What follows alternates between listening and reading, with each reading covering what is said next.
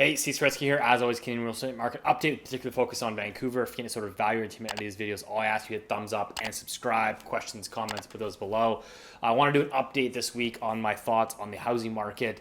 I think there's a lot of anecdotes out there. There's a lot of people that are pontificating on the market, a lot of people that are pretending to know the exact entire outcome of how this is all going to play out, including price targets, etc.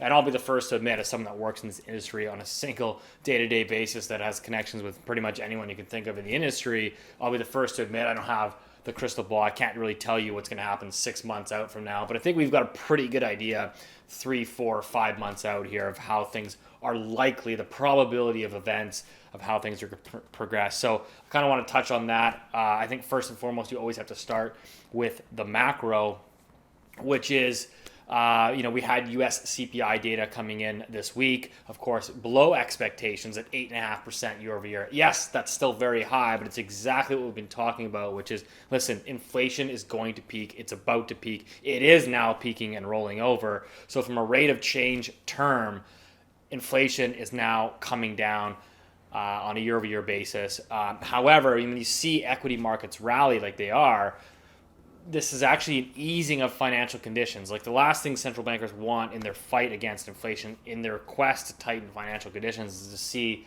the stock market ripping higher. So I actually think that gives central banks more ammo to actually begin to raise interest rates. So that's something I'm kind of keeping my eye on. We will get a 50 basis point rate hike from the Bank of Canada in September. So you're likely to see a scenario where your variable rate mortgages are actually going to be probably higher than your fixed rate mortgages in the next month or two, which is a stark contrast to what we've been used to throughout the pandemic. In fact, over the last 18 months or so, we saw variable rate mortgages at one point were as much as 200 basis points cheaper than going fixed rate. And that's what really sucked in a lot of people to go on the variable rate side.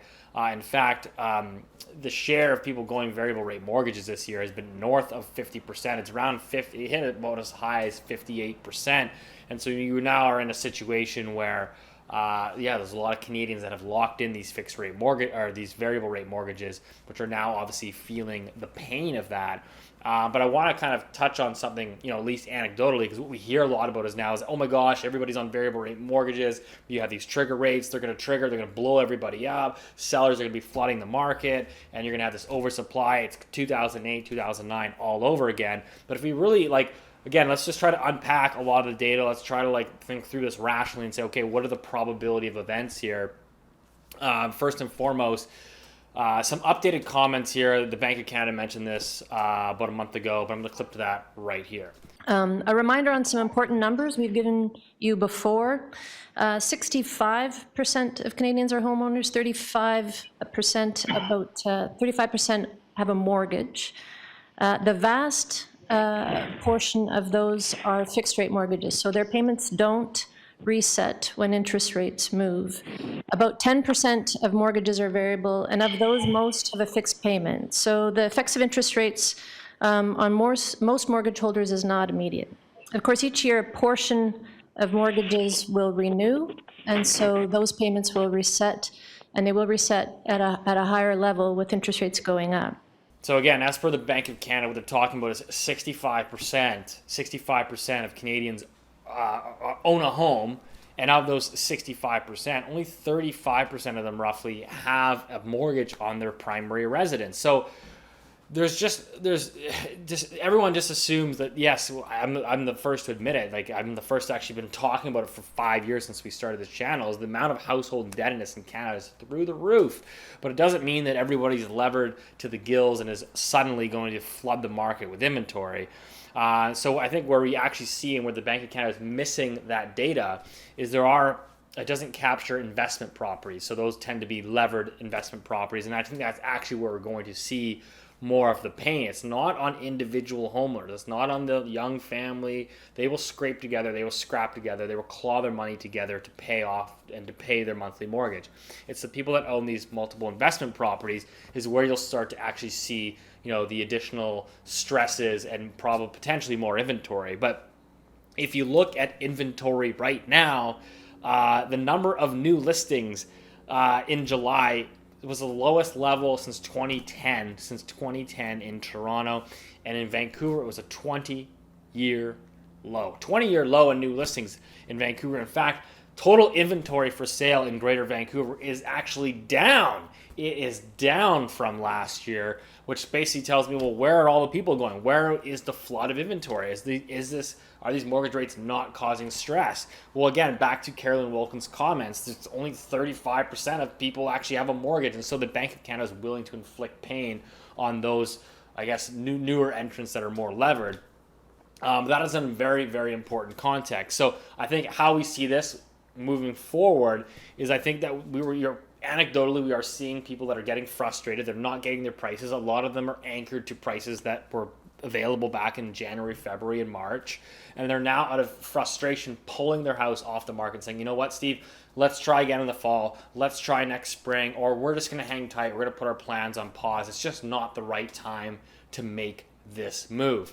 And so that's where you're seeing that reduction in new listings and inventory. Now, I do think moving forward, you are going to get a spike up, not a spike up, you're going to get a natural increase in September and October. So buyers that are out there actively looking for deals, while there are some distressed sellers out there, there's just not a lot of inventory. There's actually not that much to actually pick through. So despite that, months of inventory is actually still rising because the demand is so weak. You have a 22-year low in home sales. So there's hardly any demand, but thankfully, at least for the market's perspective, there's very little inventory. So that's actually keeping somewhat of a lid on prices from declining further. But I think moving forward, you will get that seasonal uptick in new listings and in inventory in September and October. And when it takes everyone, 2-3 months to sell their house, that will naturally allow inventory to slowly build. But we are replenishing inventory from record low levels. And so it's going to take time to build this level of inventory. So the idea, just keep in mind, the idea of suddenly there being, hundreds and thousands of listings coming to market in the next 2 to 3 months, I can tell you very confidently, this is not how the housing market operates here. This is not a financial crisis type of event. I actually see it more of a sort of a slow bleed where I get phone calls probably once a week from an investor that says, hey, listen, I had a mortgage. I had a variable rate mortgage through one of the lenders, through one of the banks. I was cash flowing. I was negative cash flow, $100 a month. But on 3 properties, so I was losing $300 a month, but not a big deal. The property's going up 10%, 15% a year. Now all of a sudden, your variable rate mortgage has increased. Your mortgage rate is basically doubled, and now each property is losing $300, $400 a month, and you multiply that by 3 properties. All of a sudden, you're losing $1,200 a month. That's where you're going to see the pain. There will be some forced investment sellers from that. So that's kind of risk number one, that you'll see that. I think you tend to see that more in the condo market, right? Most of these investors that are trying to rent out investment properties are typically focused in the condo market. It doesn't make a lot of sense to buy a $2 million single family house and rent it out for $5,000 a month. The numbers simply don't work. So you can scrap that sort of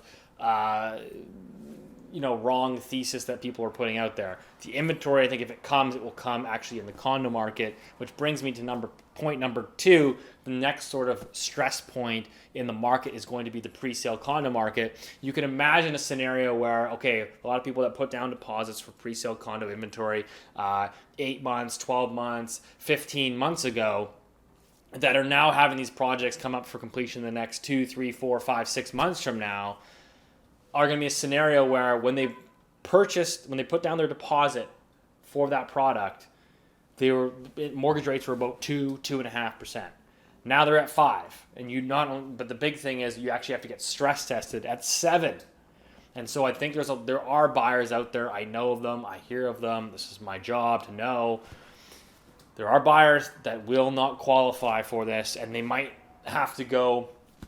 If they really want to close, they will have to go through private lending, which doesn't stress test people. Obviously, it's private lending, but does require higher down payments. It will typically require a minimum 20% down payment, upwards of 25 to 30%, depending on the individual's situation. So that's risk number 2. I think you're going to see there's going to be some developers that have buyers that can't close.